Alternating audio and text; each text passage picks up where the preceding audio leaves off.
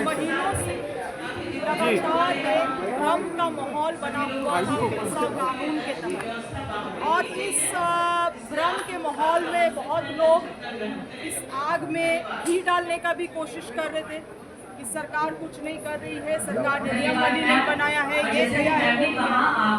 आज इस बैठक की आवश्यकता थी और आज इस बैठक बहुत अहम बैठक था, बहुत महत्वपूर्ण बैठक था, क्योंकि पहले भी पंचायती राज विभाग के द्वारा इस तरह का कार्यक्रम का आयोजन किया गया है, मगर इस बार पहली बार ऐसा हुआ कि कैबिनेट के चार मंत्री इस कार्यक्रम में उपस्थित थे।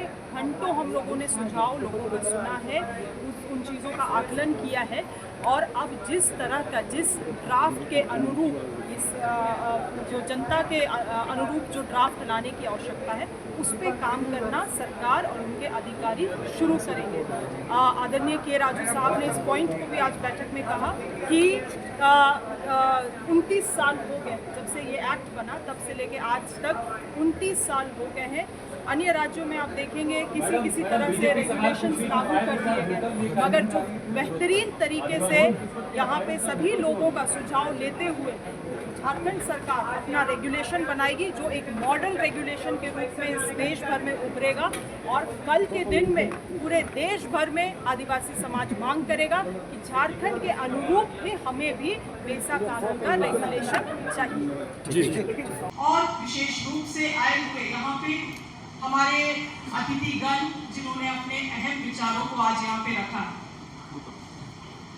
देश विकास कर रहा है और विकास करता रहेगा, मगर इस विकास में अगर हमारी सभ्यता संस्कृति अगर धूमिल हो जाए तो इस विकास का कोई फायदा नहीं है इस देश को। ये कथनी थी स्वर्गीय राजीव गांधी जी का, जिनके विचारधारा से, जिनके प्रयास से जो पंचायती राज व्यवस्था को एक परिचय मिला, जो 3 स्तरीय जो गवर्नेंस उन्होंने इस देश में लागू किया, और जिसका ही एक प्रयास था कि पेशा कानून जो अनुसूचित क्षेत्रों में भी लाया जाए। पहले तो हम लोगों को ये समझना है, आप लोगों का बहुत अहम सुझाव यहाँ पे आया है, और मुझे लगता है जिस कानून को इतने समय से उलझा के रखा गया है, शायद उसके लिए एक गोष्ठी भी काफी ना हो। लगातार पंचायती राज विभाग के द्वारा पूर्व से हम लोग देखते आए हैं कि इस तरह का कार्यक्रम लगातार किया गया है, मगर मुझे लगता है ये पहली बार होगा जहां पे कैबिनेट के 4 मंत्री विस्तार पूर्वक घंटों इन सुझाव को सुन रहे थे, और ना केवल वही मगर जो नेशनल एडवाइजरी काउंसिल के मेंबर, जिनको नीति निर्धारण का एक लंबा अनुभव है, के राजू साहब, वो भी आज आपके सुझाव आलोचनाओं को सुना है, उन्होंने हम लोगों ने सुना है। तो मुझे लगता है ये प्रयास पहली बार हुआ है। मैं गठबंधन की सरकार को, माननीय विभागीय मंत्री को, हमारे अधिकारियों को, और साथ ही साथ उपस्थित यहाँ तमाम जितने भी लोग जिनके योगदान से आज का कार्यक्रम सफल हुआ है, उनको मैं धन्यवाद करना चाहती हूँ कि ये पहली बार इस तरह का कार्यक्रम सफल रूप से किया गया, क्योंकि ये सरकार के पास हिम्मत है आलोचनाओं को स्वीकार करने के लिए, और हम लोग चाहते हैं कि ये संवाद हो, क्योंकि इसी संवाद से बहुत सारी चीजें जो उलझी हुई हैं उनको हम लोग सुलझा सकते हैं। हमें ये समझना चाहिए कि जिस कानून के बारे में आज हम लोग चर्चा कर रहे हैं, वो केवल हमारी परंपरा और संस्कृति को केवल बचाने के लिए नहीं, मगर उसके पीछे उद्देश्य भी ये था कि जो आदिवासियों के लिए अलग से पैसा रखा जाता है, अलग से बजटीय प्रावधान किया जाता है, उसका एक रुपया गांव के लोगों तक, आदिवासी समाज तक पहुंच पाए। मूल रूप से यही है। उस कानून का अगर हम लोग बहुत खंगाले तो मुख्य रूप से केवल एक वही एजेंडा है, और उसके अलावे हमारे संस्कृति परंपरा को भी हम लोग आइडेंटिटी को भी बचा पाए। राजीव गांधी जी ने, स्वर्गीय राजीव गांधी जी ने ये बात को कहा था, और ये स्वीकारने के लिए सरकार में हिम्मत होना चाहिए। कि हर एक रुपए में मात्र 15 पैसा ही गांव तक पहुंच पाता है। इसीलिए डिसेंट्रलाइजेशन का बात कहा गया।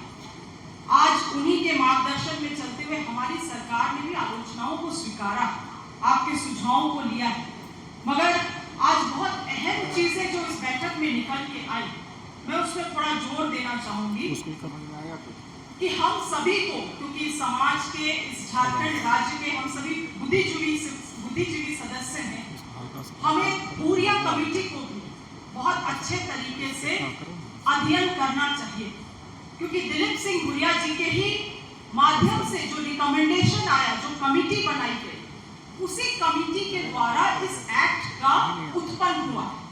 तो उस चीजों को भी हम लोगों को अध्ययन करना चाहिए। तो वैसे में अगर उसे अध्ययन किया जाएगा तो बहुत सारी कंफ्यूजन जो हमें आपस में भी रहती है और जो एक्सटर्नल ताकत जो कंफ्यूजन क्रिएट करने का प्रयास करते हैं, उनको हम लोग दूर कर पाएंगे।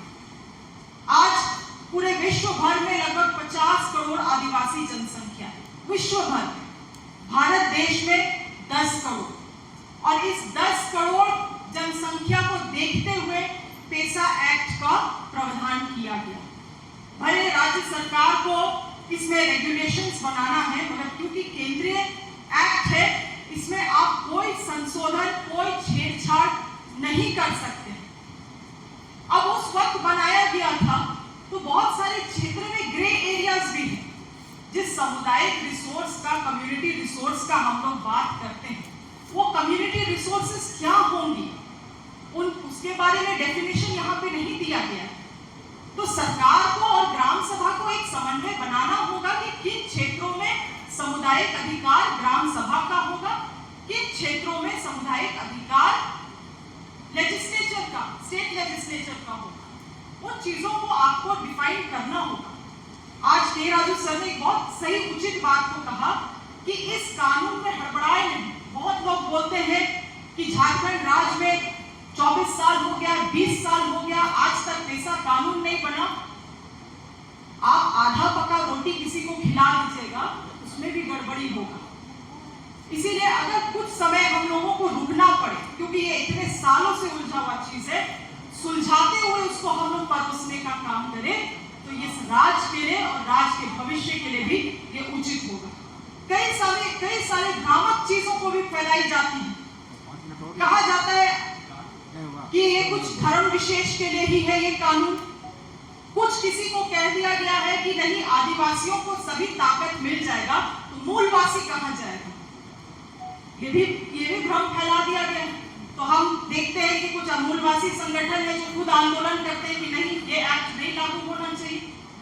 ये भ्रामक स्थिति बनाई गई है इस राज्य में, क्यों, और इसका समाधान कौन निकालेगा और कैसे निकालेगा? हम लोग तो आगे और लोगों को केवल कंफ्यूज करते रहते हैं। आज इस बात को मैं इस मंच से कहना चाहती हूँ कि 5वीं अनुसूची राज्य में, गौर से सुनिएगा, 5वीं अनुसूची राज्य में आदिवासियों के संरक्षण के लिए बहुत महत्वपूर्ण कानून और अधिकार दिए गए हैं। आदिवासी समाज जब इन कानून और अधिकारों को का सही तरीके से इसका लाभ लेगा, तभी आदिवासी समाज के साथ साथ मूलवासी समाज भी बचेगा। क्योंकि आज जिस गांव का बात कर रहे हैं, जिस गांव में हम ग्राम सभा का बात कर रहे हैं, आज उसमें अन्य वर्ग के भी लोग रहते हैं, सदान लोग भी हैं। अब ये एक्ट अगर लागू होता है तो हम ये तो नहीं कह सकते कि सदान वाले लोग वापस चले जाए। वो इस झारखंड के हैं, वो खतियानी हैं, तो उनका भी अधिकार है और उनका भी अधिकार का संरक्षण आदिवासी समाज को करना है। और बुरिया कमेटी में ये इतने सुंदर तरीके से दर्शाया गया है। जब आप उस कमेटी के रिकमेंडेशन को पढ़ेंगे तो उसमें ये लिखा गया है कि आदिवासी समाज, मैं थोड़ा इंग्लिश में लिखा गया है, मैं एक लाइन पढ़ देती हूँ। Gram Sabha is the closest to people and hence infuses inclusiveness and realism in the development of land and they can unconsciously, tribals के बारे में कहा गया है, tribals have a sense of community and can unconsciously move towards a common good। अब इस बात को समझ रहे हैं? आदिवासी समाज में सामूहिकता का भावना है, इसी के लिए ये कानून आदिवासी समाज के लिए बनाया गया, क्योंकि आदिवासी समाज इसको आगे लेके जा सकता है कि उसमें सामूहिकता का भावना है, ना केवल अपने समाज के लिए मगर जो सदाम समाज गांव में रहते हैं उनको भी लेके इस कानून के तहत चलने का उसको उसके अंदर वो भावना है। इसीलिए आदिवासी समाज को ये ताकत दिया गया। इस चीजों को आप समझिए, और इसका जो मूल कैरेक्टर है इस एक्ट का और इस एक्ट के पीछे जो विचार है उसे हम और आपको समझने का आवश्यकता है। कोई अन्य आके हमें ये बात को नहीं समझाएगा। आज समझाए कैसे सेट होता है ऐसे तुम ऊपर इस विभाग के साथ साथ जो पंचायती राज विभाग है, हमारा एक सबमिशन है कि tribal development, tribal welfare department को भी एक समन्वय बना के इसमें चला जाए। जो सुझाव आज आए हैं, आज माननीय हमारे जो ट्राइबल वेलफेयर डिपार्टमेंट के मंत्री हैं उनको भी यहाँ पे उपस्थित रहना चाहिए था, क्योंकि उनका भी बहुत अहम भूमिका है इस कानून को और इस प्रावधान को लागू कराने के लिए। आज इस कानून में बहुत सारे ऐसे प्रावधान भी दिए गए हैं जो बात करती है जल जंगल जमीन को बचाने की। जल जंगल जमीन क्यों बचाने की हम लोग बात कर रहे हैं, क्यों, और ग्राम सभा ही क्यों उसको बचा सकता है? क्योंकि आप अपने खतियान को देखेंगे तो खतियान के कॉलम 17 में जो रिमार्क लिखा रहता है उसमें ये दिया रहता है कि आपका जो प्लॉट है, आपका जो जमीन है वो आम पेड़ के नीचे है, इमली पेड़ के नीचे है, झाड़ी का झाड़ के पीछे है, इस नदी इस नाला के बगल में है। खतियान में ये दर्ज है या नहीं, आप हमें बताएं। दर्ज है? हाँ या ना तो बोलिए। दर्ज है? दर्ज है।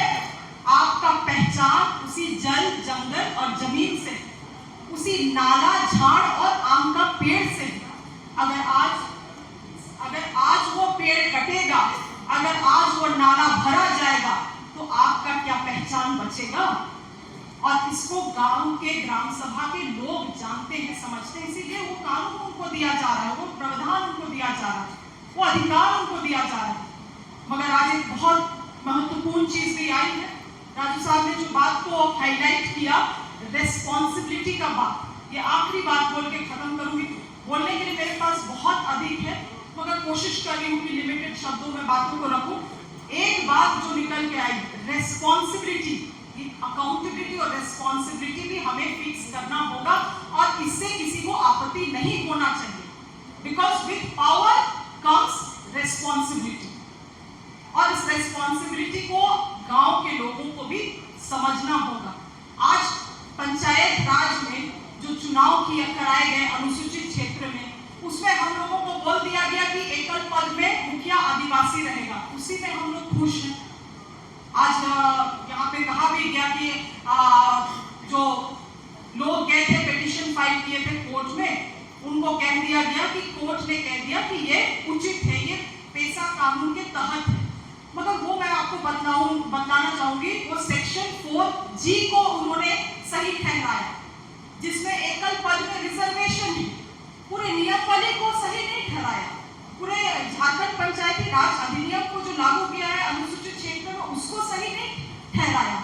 हम लोग आधे बात को परोस के भी लोगों को दिग्भ्रमित ना करें इन चीजों को। रेस्पॉन्सिबिलिटी जहां फिक्स करने की बात आती है, आपको आज के परिप्रेक्ष्य में चीजों को समझना होगा।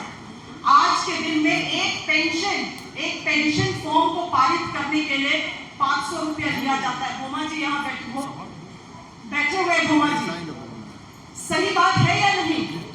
500 रुपया एक विकलांग को 100, अगर 1000 रुपया पेंशन देता है, सर्वजन पेंशन 1000 रुपया मिलता है, तो एक मुखिया उसको साइन करने के लिए 500 रुपया देता है।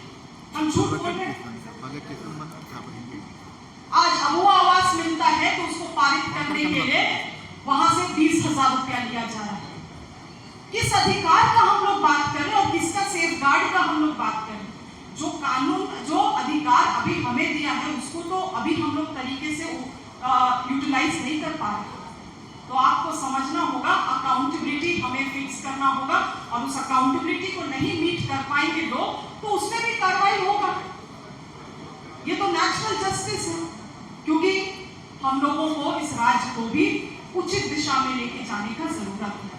आज कई सारी चीजें थी जिसको मैं कह नहीं पाई, मगर मैं सरकार को लिखित रूप से अपना सुझाव निश्चित जल्द पेश करूंगी। आप लोग यहाँ आए, आप लोगों ने अपना बहुमूल्य सुझाव दिया है और विशेष रूप से सरकार को धन्यवाद करना चाहती हूँ कि इतने तरीके से, इतने शालीनता से अपने सुझाव को ग्रहण किया है। आप सभी को भी बहुत बहुत धन्यवाद है। जोहार।